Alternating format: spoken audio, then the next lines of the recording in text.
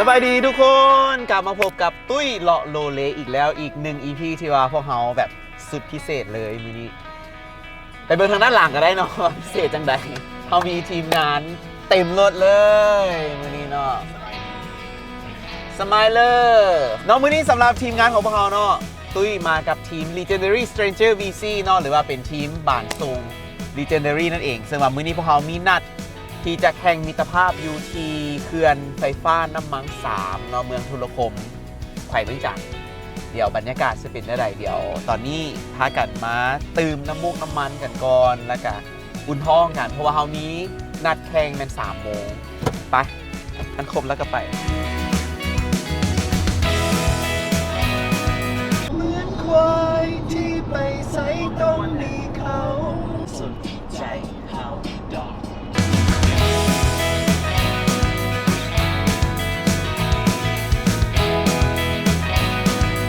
ผู้ใดลิ้นอย่างเดแม่อ๋ออันนี้หัวเสาเด้ออันนี้ปีหลังต้องเสียข้างหลังเล็กข้างหลังลิ้นลิ้นมาดูโอ้ยเสียงนะเพื่อเป็นจังสันแล้วตอนนี้เขากลับมาฮอดทางเข้าเขื่อนน้ำมัง3แล้วที่จริงแล้วเขื่อนของพวกเขานี่มันจะมีระบบรักษาความปลอดภัยที่คนนอกก็เจ้าจะบ่ได้เข้าเนาะถ้าบ่ได้รับอนุญาตจากทั้งเขื่อนหรือว่าทั้งบริษัทแล้วก็เขาก็จะมีบรรดาไอ้น้องทหารที่เป็นผู้ที่มาเบิ่งเขาต้องเป็นทีมที่พิเศษค่อยได้เข้ามาหมายถึงต้องได้รับอนุญาตเนาะแล้วก็การแข่งขันเทอนี่กับแมนว่าแข่งขันกับไอ้น้องทหารนั่นแหละเพิ่นที่เป็นผู้เบิ่งในบริเวณนี้เนาะเข้ามาก็จะเป็นบรรยากาศที่เต็มไปด้วยความเขียวสดงดงามและกับเบื้องตัดละครั้งเนาะเขาจะสังเกตได้ว่ามีแต่งูหิน เพราะว่าหน้ามูมีเนาะตอนนี้เราที่จริงแล้วเขื่อนนี้นี่จะเป็นจะมีบอลโฮงจักรผลิตไฟและน้ำหันเป็นเขาจะส่งทอมาจากหุ้นอ่างน้ำมังตั้งแต่อยู่เทิงพวกแหละแล้วก็ในนี่มันก็จะมีห้องพักของพนักงานมีเดินเตะบานมีสิ่งอำนวยความสะดวกต่างๆให้บรรดาไอ้น้องสาวเขื่อนของพวกเขาเนาะซึ่งว่าเขื่อนน้ำมังนี่ก็เมนบริษัทผลิตไฟฟ้าลาวมหาชนเนาะเป็นผู้คุ้มครองเขาจะออกแบบให้เป็นบอลที่สามารถเข้ามาผ่อนคลายอารมณ์บางเทื่อบรรดาหัวหน้าบรรดาแขกที่เพิ่นมาเบิ่งเกี่ยวกับเรื่องพลังงานไฟฟ้ากับเพิ่นก็จะเข้ามาทัศนศึกษาอยู่นี่โดยเฉพาะแม่นนักเรียนของคบสบที่เกี่ยวกับเรื่องเรียนเกี่ยวกับเรื่องพลังงานน้ำเรียนเกี่ยวกับเรื่องไฟฟ้าเพิ่นก็จะมาลงฝึกงานอยู่นี่ตลอดเนาะทุกๆปีก็จะรับนักเรียนมาเป็นศูนย์เรียนรู้ก็ว่าได้อีกแบบหนึ่งที่ว่าทั้งเขื่อนเขาให้ความสะดวกและไกลเล็งเห็นถึงความสำคัญของการศึกษาเบิ่งสังเกตถนนเนาะมีชื่อถนนได้ถนนดอกเศรษฐี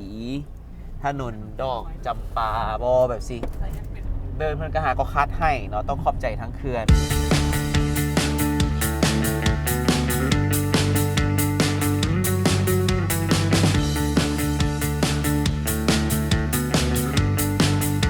เนาะตอนนี้พวกเขาก็เดินทางมาฮอดแล้วเนาะอันนี้ก็เป็นบริเวณของห้องสโมสรเนาะถือว่าเป็นสโมสรของเขื่อนไฟฟ้าน้ำมัง3สิ่งอำนวยความสะดวกของเขื่อนนี่ค่อนข้างที่จะมี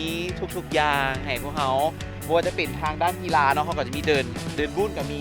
เมื่อกี้ที่เขาก็ได้กล่าวแล้วเดินเตะบาสแบบนี้เนาะนี่ในทีมงานเมื่อยบอเบื้องหน้าอยากเมื่อยเนาะอันนี้หน่วยลำเลียงของยูของกินเนาะซื้อฟ้าใสเนาะที่ซื้อก่อนเด้อเนื่องในนักกีฬาที่อยู่ในสังกัดของ Legendary เนาะมื้อนี้รู้สึกดีใจแฮงที่ว่าได้มาอีกแล้วเขามาร่วมลิ้นกิจกรรมกับไอ้น้องทหารเพิ่นอยู่ค่ายนี่เนาะซึ่งเอาพวกเขามื้อนี้ตอนนี้พวกเขากำลังฮอดที่ค่ายเป็นที่เรียบร้อยแล้วเนาะชมบรรยากาศรอบของเราต่อไปเป็นพวกเราจะเกียมโตเนาะที่ว่าจะวอร์มทางกายเพื่อที่จะเข้าสู่กันแข่งขันในต่อไปนี้เนาะฝากทุกคนเชียร์และเป็นกำลังใจและก็ที่สำคัญคือฝากติดตามทางเพจของพวกเราเด้อ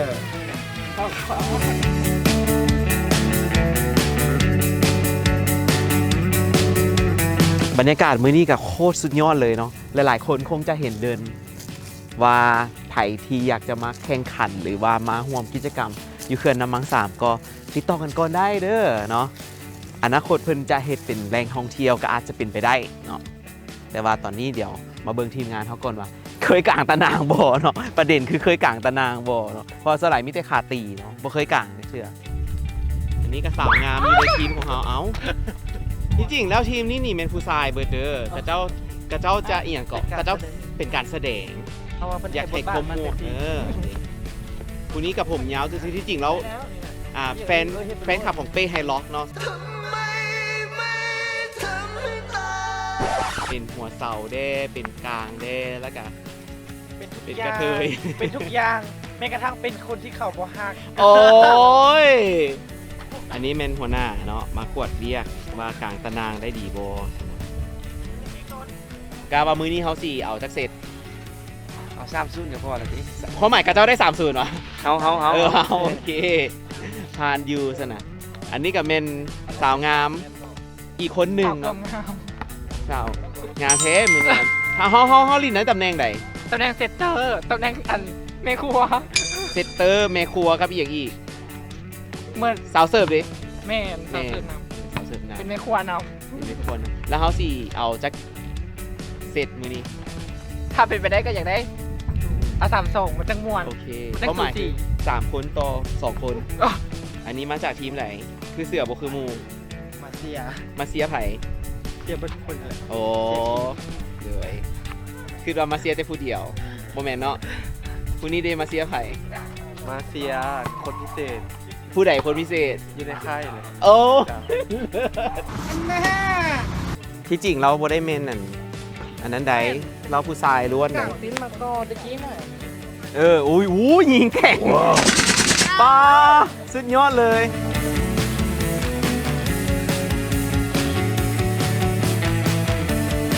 เนาะเดี๋ยวก่อนที่จะลงเดินแข่งขันเดี๋ยวทีมเอาประวัติน้อยหนึ่งก่อนของทีมตีบานหรือว่าทีมบานทรง Legendary Stranger เนาะซึ่งว่ากลุ่มของพวกเขานี่สร้างตั้งขึ้นโดยทานนางด็อกเตอร์หรือว่าด็อกเตอร์อินหรือซาบาแสงคำเนาะซึ่งว่าในตอนปี 2018หันเพิ่นอยากตีบานเพิ่นก็เลยโพสต์ว่าอยากตีบานเด้คิดฮอดบรรยากาศของการไปตีตอนสมัยเพิ่นอยู่มัธยมอยู่อุดมแบบเสียนะแล้วก็มีน้องๆที่บอกว่ามาตีน้ำกันแม่มาตีน้ำกันแม่ก็เลยร่วมตัวจากน้องๆนักเรียนหรือว่านักศึกษาที่มักหักในการตีบานมาร่วมตัวกันเนาะสำหรับตุ้ยเองหันที่จริงแล้วตีตั้งแต่อยู่มัธยมละห่างประมาณ20 กว่าปีผู้แหละแล้วจึงค่อยได้กลับมาตีน้ำดรอิลิสาแล้วก็กับกลุ่มนี้ก็เลยว่าเริ่มตั้งซื้อแล้วก็เริ่มมาตีออกกำลังกายกันเนาะอันนี้เป็นประวัติคร่าวๆ2018 มาร่วมตัวกันแล้วก็ตั้งซื้อเป็นยังค่อยซื้อ Legendary Stranger เนาะซึ่งว่าLegendary Stranger ถ้าแปลแล้วก็จะแมนแบบบุคคล บุคคลแปลกหน้าหรือว่ามาจากหลากหลายบอลที่บ่เคยฮู้จักกันมาก่อนเป็นคนแปลกหน้าที่มาร่วมตัวกันก็เลยเกิดขึ้นมาเป็นตำนานของคนแปลกหน้ามาร่วมตัวกันที่มักหักในกีฬาบานทรงนั่นเองเนาะเขาก็ได้ลงแข่งกีฬาประจำปีเนาะที่จัดขึ้นโดยประธานสหพันธ์กีฬาบานทรงแห่งชาติลาวหันก็ได้ลงแข่งแล้วก็นอกนั้นก็ได้ไปแข่งอยู่ทางหลุมพระบางได้ไปกระซับมิดกันกับหลายๆบอลเนาะก็คือกันกับทีนี้เลยแล้วเนาะเฮากลับมากระซับมิดอยู่ที่เขื่อนน้ำมัง3และกะไวๆนี่ก็แม่นแข่งขันนัดพิเศษวันเสาร์วันอาทิตย์ที่4ที่5ของเดือน2เนาะก็จะแข่งในรุ่นความสูงบ่เกิน173ซนดังนั้นทีมงานของพวกเราก็เลยบ่มีผู้ใดกายเนาะ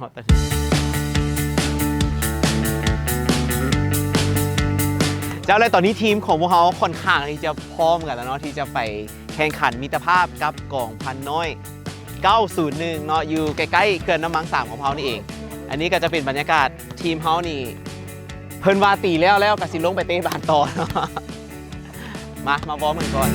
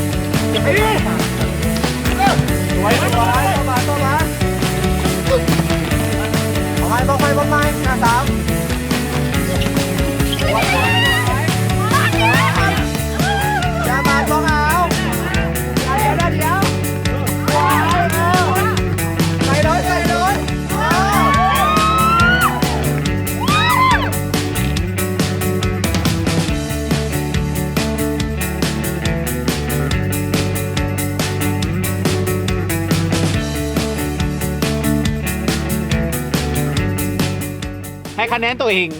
จากได้เต็มร้อยนี่ให้คะแนนตัวเองเท่าไหร่มื้อนี้ 60%อ่ะ 60บ่ะโอเคอีก40เฮาเฮ็ดจังได๋ เอาด้านหน้า เอาหน้าเป็นจังได๋การแข่งมื้อนี้ กำมวล ให้คะแนนตัวเองเท่าไหร่ จะ50-50แล้ว 50ดูว่ะมันน้อยแท้ ต้องเล่นเข้ากันกว่านี้ โอเคเอาไม่อยากคือห้องก่อนละเป็นจังได๋ มื้อนี้พังมากแม่ เป็นจังได๋คือพังเข้าใหม่ก่อนหน้านี้ตัวเองเคยลิ้นได้ร้อยแล้วเทื่อนี้นี่ลิ้นได้เท่าไหร่ ดินเลยด้อยคือ900มันบ่ได้เลยบ่เป็นอย่างเนาะมื้อนี้เป็นการซ้อมมื้อต่อไปเอาใหม่เนาะคือว่ามื้อนี้บ่ได้ก็คือว่ามื้อหน้าก็เอาใหม่ผมรู้สึกว่าเมื่อย เมื่อย สู้บ่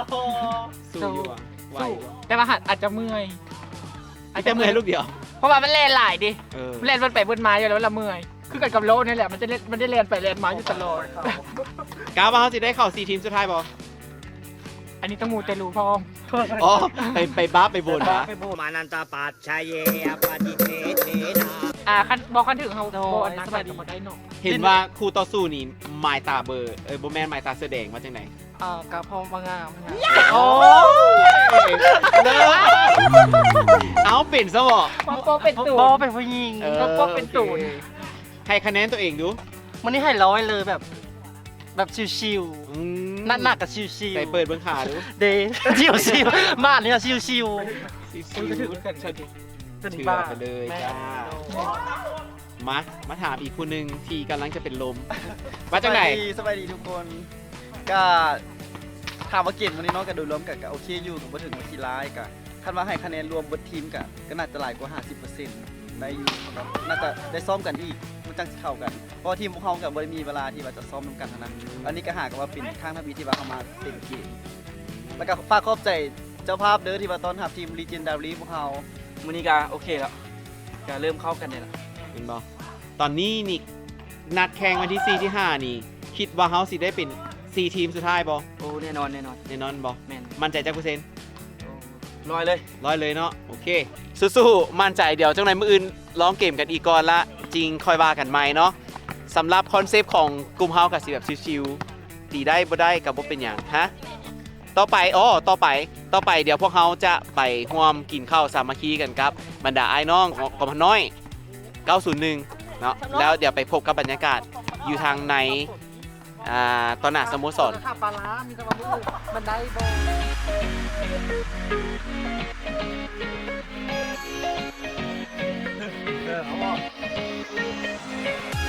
สุดยอดเลยอันนี้เมนูที่แบบเข้ากับบรรยากาศเย็นๆของเขื่อนน้ำมังสาอันนี้พอครัวหัวปลามาเต็นนครหลวงเวียงจันทน์มาเบิ่งว่าสิเอือกเกลือสิแซ่บบ่เนาะ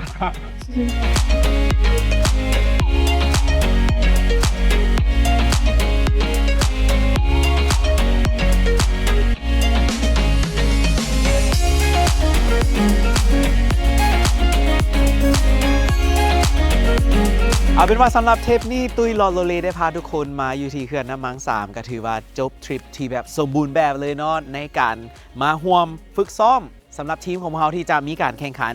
ในรุ่น U173 หรือว่ารุ่นที่ว่าโบกาย1แมตช์73ซังติแมตนั่นเองซ้อมกันไปแล้ว และก็มีการฝึกซ้อมเทคนิคกันน้อยนึงเนาะก่อนที่พวกเราจะได้มาซุ่มแซวแมวโพง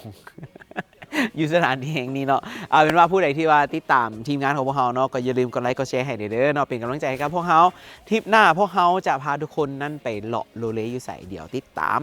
กับตุ้ยเลาะโลเลและกับทีมงานได้ใหม่เนาะเอาเป็นว่ามื้อนี้เราจะขอจบทริปนี้ด้วยบรรยากาศที่แบบอากาศหนาวๆหน่อยนึงเนาะไปกินกันก่อนแล้วพบกันใหม่ในโอกาสหน้ามื้อนี้บ๊ายบาย